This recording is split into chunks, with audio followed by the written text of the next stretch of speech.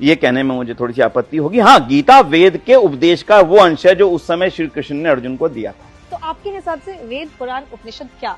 देखिए, वेद मूल है। वेद उस ईश्वर का वो ज्ञान है जिसके बारे में आनंद खट्टर जी ने बताया था कि जब सृष्टि बनी तब परमात्मा ने कृपा करके मनुष्यों को वो ज्ञान भी दिया। जैसे उन्होंने बोला कि मोबाइल आया तो बुकलेट भी साथ है, भाई ऐसे यूज करना, इसको नहीं करोगे तो मेरी जिम्मेदारी नहीं है, खराबी आएगी तो तुम जानना। वैसे ही ईश्वर ने सब दुनिया के मनुष्यों पर कृपा करके जब मनुष्यों का इस दुनिया में आने का क्रम बना 1,97 करोड़ वर्ष पूर्व, इसका अपना विज्ञान है, आज उसकी चर्चा नहीं करेंगे। जब सृष्टि विज्ञान की चर्चा करेंगे अलग अलग मान्यताओं की, तब उसकी विशेष रूप से लेंगे। इसलिए उस समय परमात्मा ने वेद का ज्ञान 4 ऋषियों के माध्यम से दिया, जिसमें संपूर्ण दुनिया का एक्सट्रैक्ट ज्ञान उपस्थित है। उसके बाद उनमें से विषय अनुसार उपवेद बनाए गए। ऋग्वेद, यजुर्वेद, सामवेद, अथर्ववेद, इन चारों में 20,500 मंत्र हैं। अलग अलग, ऋग्वेद में सबसे ज्यादा 10,500, आगे आगे अलग अलग हैं।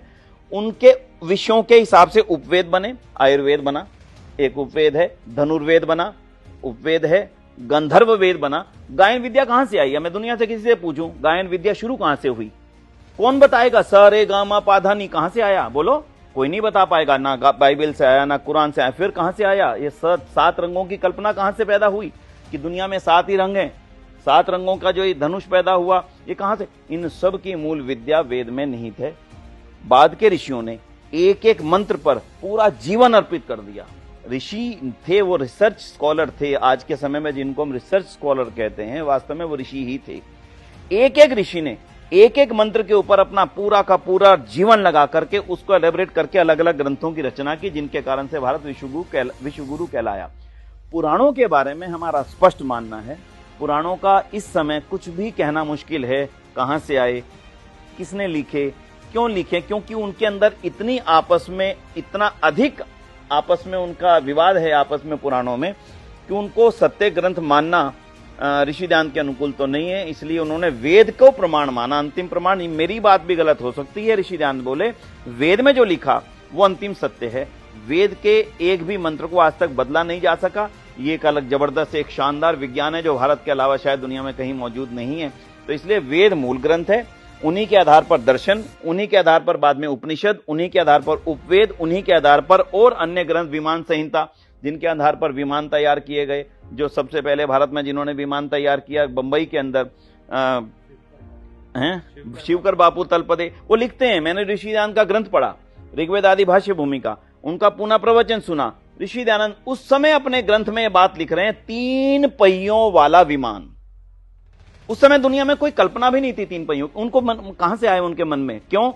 वेद और वेदादि शास्त्रों में। क्योंकि वो लिखते हैं प्राचीन काल की कल्पना, उस समय दरिद्रों के यहां भी विमान थे। वो शब्द लिख रहे हैं ऋषि दयानंद प्राचीन काल में कि हमारे यहां दरिद्रों के, यानी जो सबसे गरीब है उसके यहां भी विमान थे, और वो 3 पहियों वाला। आज भी आप दुनिया में कोई विमान देख लेंगे 3 पहियों का, या कोई 4 पहियों वाला विमान नहीं है। तो उनकी जो कल्पना थी, कल्पना आधारित नहीं थी, यथार्थ आधारित थी। वो दुखी थे कि महाभारत के काल में जो विद्या का विनाश हुआ, महाभारत आदि के युद्ध के पश्चात में, उसका परिणाम हमारा ये दुर्दिन है। तो इसलिए मैंने आपके प्रश्न का उत्तर दिया। वेद मूल ग्रंथ हैं, उन्हीं में सारी विद्या निहित है। उन्हीं के आधार पर अलग अलग विद्याओं को अलग अलग ग्रंथों के अंदर रचाया गया। और उसके बाद में जिसको जिस विद्या में जाना था, आपको मेडिकल साइंस में जाना, आयुर्वेद में जाइए। आपको एस्ट्रोलॉजी, उसमें ज्योतिष में जाना है, आप इस विज्ञान में, इस वाले ग्रंथ में जाइए। आपको शस्त्र विद्या सीखनी है, आप धनुर्वेद सीखिए।